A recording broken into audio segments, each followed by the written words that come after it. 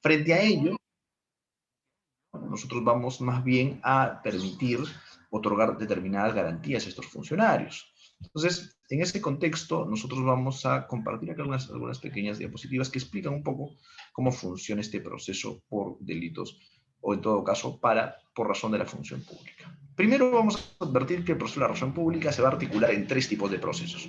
Primero, procesos para altos funcionarios públicos, siempre por delitos de función. Luego, el proceso de delitos comunes para congresistas y otros funcionarios.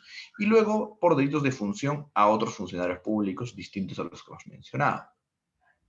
Entonces, nosotros vamos a advertir que este tipo de procesos van a estar orientados, en todo caso, o van a tener una suerte de, en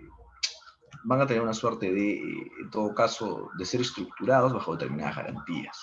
En ese contexto, cuando nos hablamos de prerrogativas que tienen justamente estos funcionarios, vamos a advertir que se trata de prerrogativas que gozan o ostentan como consecuencia de la función pública. Lo que va a buscar la inmunidad en mayor o en menor medida, en uno de estos casos, es que no se altere finalmente la entidad a la cual representa. El Ministerio, el Jurado Nacional de Elecciones, la Fiscalía de la Nación. Imagínense, una denuncia contra la Fiscal de la Nación. Y de pronto hay una prisión preventiva contra la Fiscal de la Nación. ¿Se imaginan? Hay un desgobierno total, ¿no? Entonces, para evitar ese tipo de situaciones, exige o resulta necesario, ¿no? Resulta necesario que podamos nosotros advertir o podamos nosotros incorporar en el marco de este tipo de procesos o en todo caso, dotar determinadas garantías a este tipo de procesos. En este contexto, primero debemos entender a su vez lo que se conoce como el famoso desafuero, ¿no es cierto?, el antejuicio político, y que establece o reseña todo un procesamiento, ¿no? Y recoge básicamente el primer supuesto, vinculado con los delitos de función, ¿no es cierto? Ustedes recordarán, hace un momento mencionábamos que habían delitos de función, altos funcionarios. El artículo 99 de la Constitución establece que es competencia de la Comisión Permanente del Congreso, que no es otra cosa que un cúmulo de representantes del Congreso, ¿no es cierto?, reducido, que funciona durante los tiempos de receso parlamentario, ¿no? Y que en todo caso es quienes asumen la conducción del Parlamento mientras que haya alguna situación del cese del Parlamento, ya sea porque, por ejemplo, en su oportunidad, ustedes recordarán, cuando se disolvió el Congreso, o porque hay receso parlamentario. Entonces, pero ¿a quiénes? Y aquí es lo importante, ¿quiénes están en el marco del antejuicio?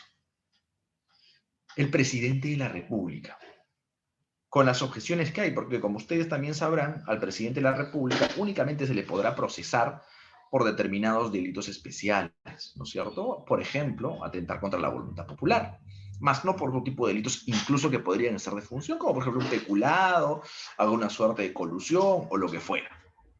Lo propio pasa con lo que será, en todo caso, lo propio pasa con lo que será, en todo caso, con lo que será en el marco de, en el marco de lo que será los casos de los ministros de Estado, ¿no? Los ministros de Estado, por ejemplo, va a ser de relevancia que tomamos en cuenta los ministros de Estado, porque en el caso de los ministros de Estado vamos a tener que advertir siempre que ellos van a ser, sin lugar a dudas, un conjunto de personas que ostentan una condición especial, ¿no? Ostentan una condición especial porque van a encargarse de la dirección de una cartera determinada.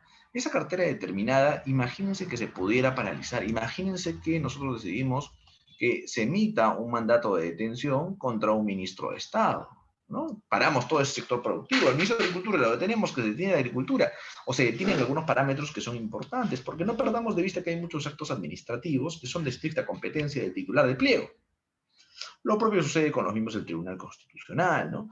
O los miembros de lo que era antes el CNM, hoy es Junta Nacional de Justicia, los jueces supremos y los fiscales supremos, el defensor del pueblo y el contralor, por infracción a la Constitución y por cualquier delito, ¿no? Esto es lo que nos interesa, por cualquier delito que cometan en el ejercicio de sus funciones.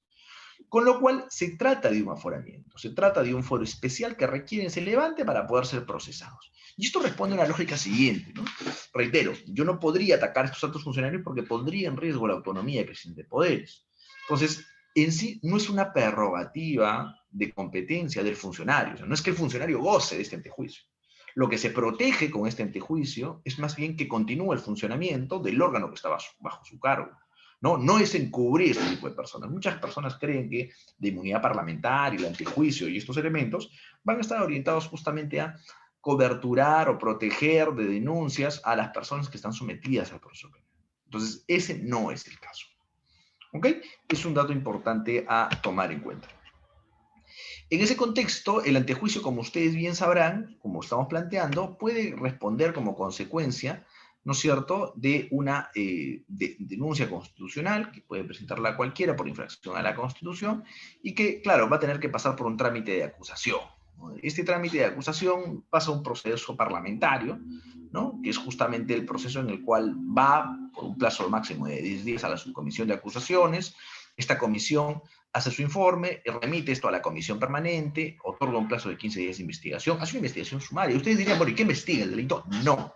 Lo que investigar es si se trata, por ejemplo, de una denuncia que tiene un afán político o es que más bien hay indicios objetivos de que esta persona está vinculada con los hechos que se le están imputando para que se continúe con la investigación en el fuero ordinario como corresponde. En ese contexto, el denunciado va a poder formular sus descargos, elaborar un informe sobre ello, y la subcomisión aprobará o rechazará el informe que finalmente irá a ser sustentado en el Pleno por la comisión permanente.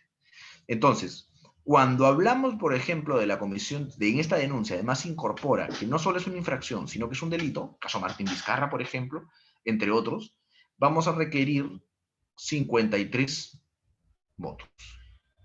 Pero si además se plantea la inhabilitación, vamos a plantear y vamos a requerir 69 votos. Dos tipos de sanciones nos podemos jugar en el marco del proceso de denuncia constitucional. Una sanción de carácter penal, que en realidad no es una sanción, sino es la puerta para que ingrese al proceso penal, y otra que puede ser una sanción de naturaleza administrativa política, porque finalmente, como ustedes sabrán, implica la sanción administrativa de destitución por infracción a la Constitución o la determinación de la existencia de la infracción, la inhabilitación para el ejercicio de cargo público. En ese contexto, en ese caso, vamos a estructurar que este proceso penal, en el marco de estos altos funcionarios públicos, los que ya hemos señalado, jueces supremos, vocales supremos, fiscales supremos, y demás, tienen ese proceso, ¿no? Se materializa una denuncia constitucional, pasa por todo el proceso que hemos dado, y una vez que se emite esta decisión a la que hemos hecho referencia, se cuenta con los votos y se aprueba, ¿no es cierto?, el ejercicio de la acusación por comisión de un delito de función, se comunica y se emite una resolución acusatoria, pero se le comunica esto, que se ha levantado el fuero, se le comunica ¿a quién? A la fiscal de la Nación. La Fiscalía de la Nación, a partir de eso, emitirá una resolución acusatoria, que no es la acusación, ojo, no es una acusación, sino que eso implicará una resolución que finalmente termine disponiendo el inicio o motivará que se inicie o se continúe, o mejor dicho, se continúe con las investigaciones, pero a la luz del inicio de la disposición de la investigación preparatoria. Ahora, la gran pregunta que suele hacerse es, ¿y qué pasa con la preliminar? ¿Preliminarmente puede ser investigado? Sí, preliminarmente puede ser investigado. Y eso tiene una lógica media particular. Tiene una lógica particular porque, como bien se ha descubierto, creo que es una cuestión que a todas luces se señala, las diligencias preliminares han sido desnaturalizadas. Entonces, finalmente, es una forma de ganar un poco más de tiempo. Lo digo ¿por qué? Porque si yo entiendo las diligencias preliminares como aquella etapa destinada a proteger los elementos de convicción urgentes, hacer aquellos actos urgentes e inaplazables, sin lugar a dudas, resulta razonable pensar que el Ministerio Público puede investigar a un alto funcionario con miras de identificarlo. Y hasta ahí resulta válido. Pero regularmente hemos advertido que en la práctica las diligencias preliminares se utilizan para realizar otros actos de investigación distintos a los que se hayan destinados a individualizarlos o, en todo caso, a precisar que estos se tomen. En ese contexto, a partir de eso se comunica la formalización de la investigación preparatoria y de ahí nos vamos a ceñir básicamente a las etapas que corresponden en el proceso penal, ¿no? Aquí nos hemos comido una que es la etapa intermedia, pasaremos a juicio, sentencia, apelación y demás. Y con eso hemos agotado el primer proceso en razón de la función pública, que es justamente, como mencionamos, el vinculado por delitos de función a los altos funcionarios públicos. El segundo va a ser el proceso por delitos comunes atribuidos a congresistas y otros funcionarios. Como ustedes saben, en el caso concreto, el artículo 93 recoge ¿no es cierto?, la figura de la inmunidad parlamentaria. Esta figura de la inmunidad parlamentaria va a hacer referencia justamente a que los parlamentarios, los congresistas, no van a ser responsables ante autoridad ni órgano jurisdiccional alguno por opiniones o votos. Y eso es un dato importante, ¿no? En algún momento, por ahí, alguna excongresista o candidata presidencial, ¿no? Se le decía y se le quería cuestionar y sancionar por la orientación de su voto, a pesar que la Constitución establece, el artículo 93, que estos no responden por su voto. Y esto no es una mera protección, un mero capricho, ¿no? Imagínense ustedes, la lógica de los congresistas es una función estrictamente representativa. No es un funcionario público que tiene capacidad de gasto, sino que es representar al pueblo. Y en el ejercicio de representación, este ejercicio tiene que ser lo más amplio posible.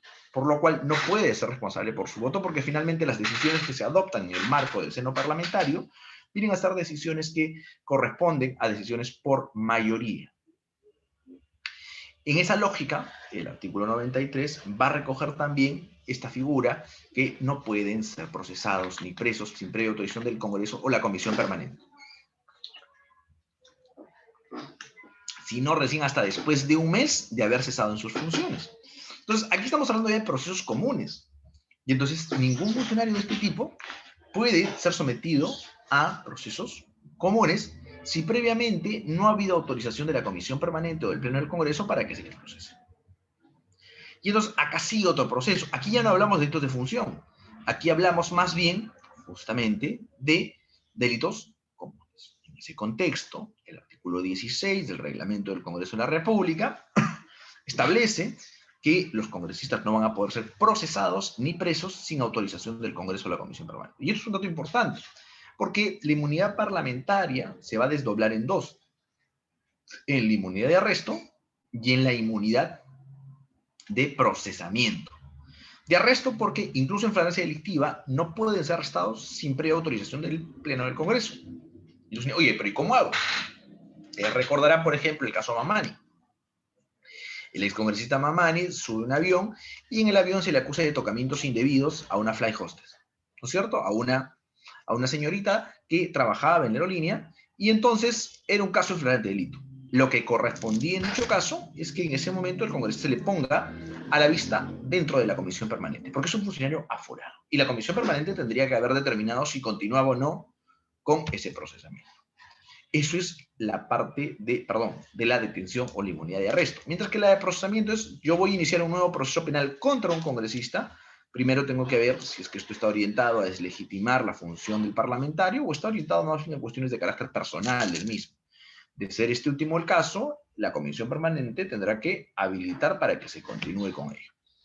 En ese contexto, reiteramos, la inmunidad parlamentaria es una garantía, como ya lo señaló el Tribunal Constitucional, que es una garantía de carácter político con respecto al cuerpo legislativo, o sea, al Parlamento en su conjunto, para que éste pueda seguir funcionando, no así para el funcionario público, o en este caso el congresista. ¿Okay? En el caso de la inmunidad, yo les decía, tenemos dos tipos de inmunidades: la inmunidad de proceso y la inmunidad de arresto. En la inmunidad del proceso estamos hablando de aquellos hechos que podrían estar vinculados con un delito, pero que sean anteriores a su mandato. ¿Ok? O que sean hasta un mes después de haber cesado en sus funciones, o aquellos que se cometan durante su investidura o después. Siempre delitos comunes. No lo pueden procesar penalmente. ¿Ok? Esto es básicamente para el proceso penal. Y del otro lado tenemos la inmunidad de arresto. La inmunidad de arresto está orientada básicamente a que no se le puede aplicar prisión preventiva, no se le puede ejecutar la condena incluso de una persona, siempre que no exista ello. Caso General Donaire, ¿no? El general Donaire fue condenado en su oportunidad y para poder ser apresado posteriormente se tuvo que disponer del levantamiento de la inmunidad parlamentaria. De lo contrario, él estaría libre. En ese contexto, ¿cómo funciona el procedimiento de levantamiento de la inmunidad parlamentaria? El procedimiento de la inmunidad parlamentaria va a estar orientado a que inicialmente el Poder Judicial comunicará, ¿no es cierto?, el juez a cargo del proceso en contra de cuál congresista corresponde. Aquí vamos a advertir que hay una modificación, como ustedes saben, ¿no? Porque hoy por hoy esto está a cargo estrictamente de la Corte Suprema, ya no está a cargo del Congreso de la República. Anteriormente, el juez a cargo remitía a la comisión de levantamiento establecía en el Congreso, se votaba y se decidía. Hoy por hoy toda esta decisión está de competencia de la Corte Suprema de la República, por lo cual el levantamiento de la inmunidad parlamentaria por caso de delitos comunes es competencia de la Corte Suprema, ya no competencia del Congreso. Ojo, solo para delitos comunes. Para los delitos de función seguimos contando con las prerrogativas que hemos hecho referencia hace unos minutos. El levantamiento de la inmunidad continuaba en el marco del procedimiento de la comisión, se generaba todo un proceso y eso era probablemente uno de los mayores cuestionamientos.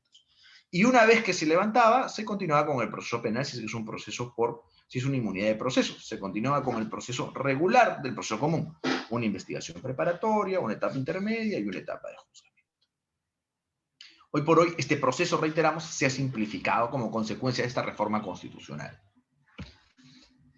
Y finalmente, ya tenemos, ya aproximándonos también a cerrar un poco la exposición del día de hoy, tenemos que el otro tipo de proceso, como consecuencia de este tipo de delitos de función, es el que se atribuye a otros funcionarios públicos. ¿A qué otros funcionarios públicos? No a cualquiera, porque uno podría aparentar del título de este capítulo que hace referencia a cualquier funcionario público, ¿no es cierto? A los gerentes, ¿no?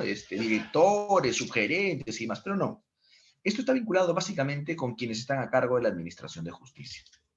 Y claro, y eso responde justamente a la coyuntura o a la naturaleza de los que son responsables de poderes del Estado, ¿no? Entonces, aquí vamos a hablar el procesamiento de jueces, fiscales, miembros del Consejo de Justicia Militar, así como, en todo caso, lo que son fiscales y jueces superiores. Todos los jueces y fiscales están acá, ya sean de la justicia ordinaria o de la justicia penal militar. Entonces, aquí, en teoría, el Código Procesal Penal establece que la competencia de la investigación es competencia estrictamente de la Fiscalía de la Nación. O sea, en teoría, quien tiene que investigar a todas estas personas sería la Fiscalía de la Nación, o el despacho del fiscal, o la fiscal de la Nación, como es el caso en concreto. Pero claro, objetivamente hablando, esta es una situación poco sostenible en el tiempo, ¿no? Y es poco sostenible porque imagínense, una sola persona a cargo de tantas investigaciones que podrían generarse. No perdamos de vista que esto es una cuestión a nivel nacional, ¿no? A nivel nacional solamente en fiscales podemos tener más allá de 2.000, 3.000 fiscales. Y en el Poder Judicial probablemente más allá de 1.000 jueces, ¿no? A nivel nacional.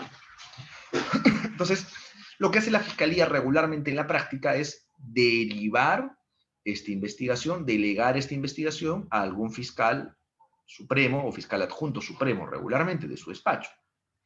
Y entonces la preliminar está a cargo de ellos.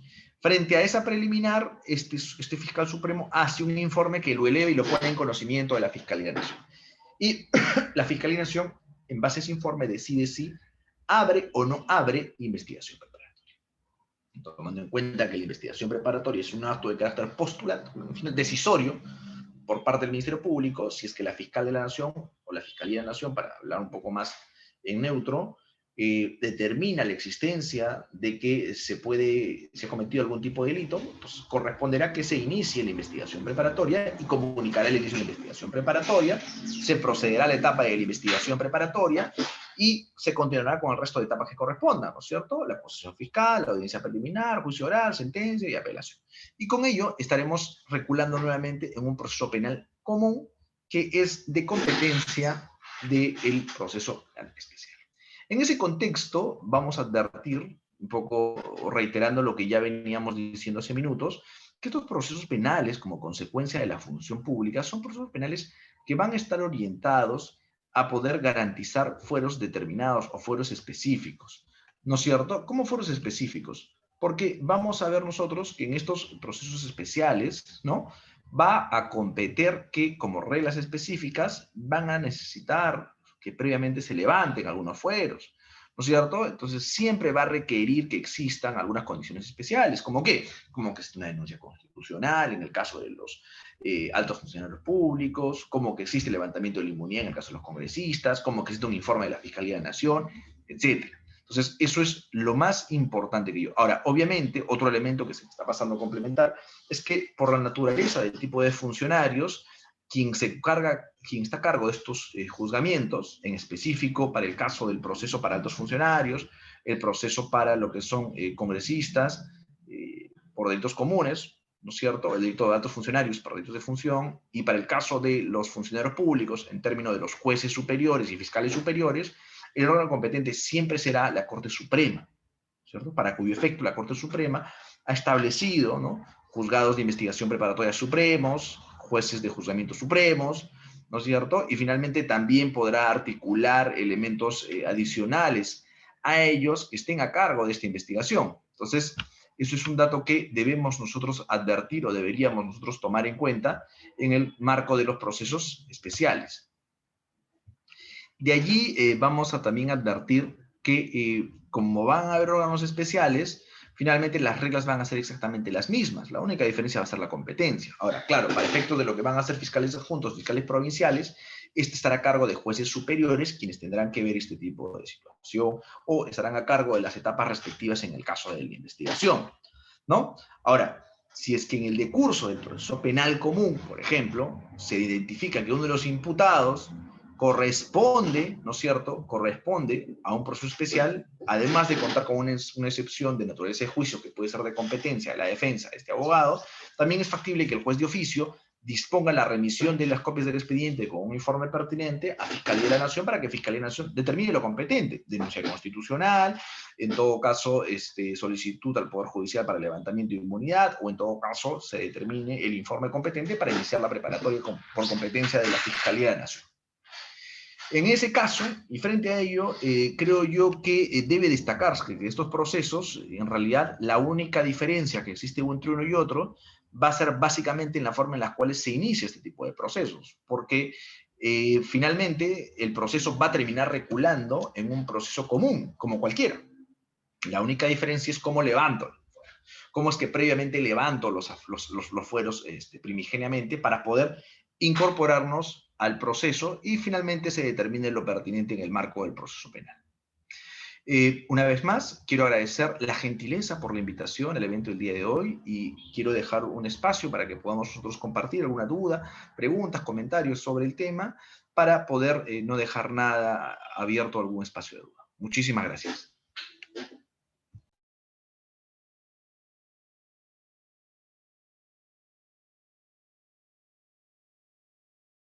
A ver, doctor, vamos a dar un pequeño espacio, un pequeño tiempo para que los que nos están viendo puedan dejar sus preguntas en caso tuviesen alguna duda, para que usted las pueda absolver.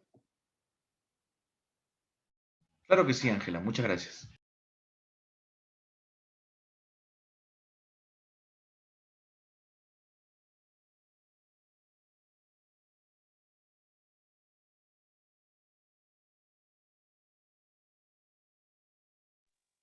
A ver, me acaban de mandar una pregunta al interno. Me preguntan cómo se daría la conversión de este proceso al proceso común.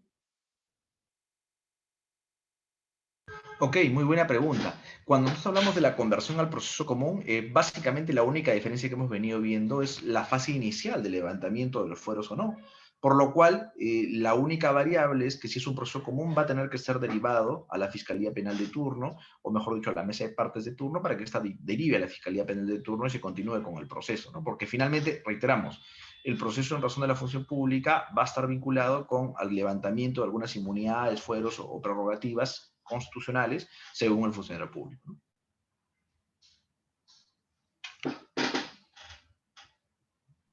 Ya, doctor. Aquí hay otra, dice.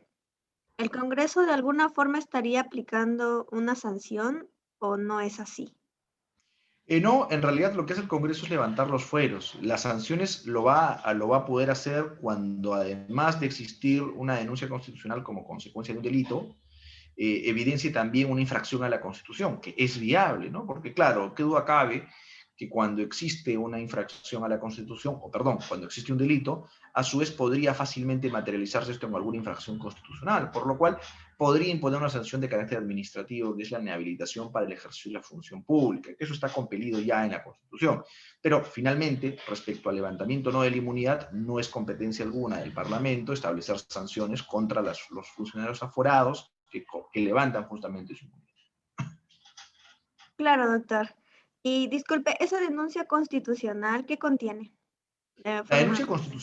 La denuncia constitucional básicamente va a tener los requisitos que sostiene cualquier otro tipo de documentos, identificación de nombres, apellidos y demás que digan cuál es el hecho objeto de infracción constitucional y cómo es que esté afectado o no la Constitución. No existe mayor limitación respecto a esta denuncia constitucional, ¿no? La denuncia constitucional tiene que limitarse en estricto a demostrar que es un funcionario público. Lo más importante va a ser que esté plenamente identificado y cuál es la infracción constitucional que se imputa, ¿no? Ya, doctor. Aquí hay uno, dice, doctor, buenas tardes. Excelente ponencia. Con respecto a esta ley o proyecto de ley de reforma constitucional, ¿qué deroga la inmunidad? ¿Tendría que conllevar hacer solamente y exclusivamente una reforma constitucional, más no modificarse estas reglas del proceso por razón de la función pública? No entendí. En realidad, claro, en realidad de darse la modificación constitucional, sin lugar a dudas, es altamente probable que se pudiera dar una derogación tácita, ¿no? Porque al ya no haber inmunidad parlamentaria, en todo caso, siendo esta la única modificación entre los procesos de razón de función pública y los procesos comunes, finalmente todo quedaría susceptible del proceso común.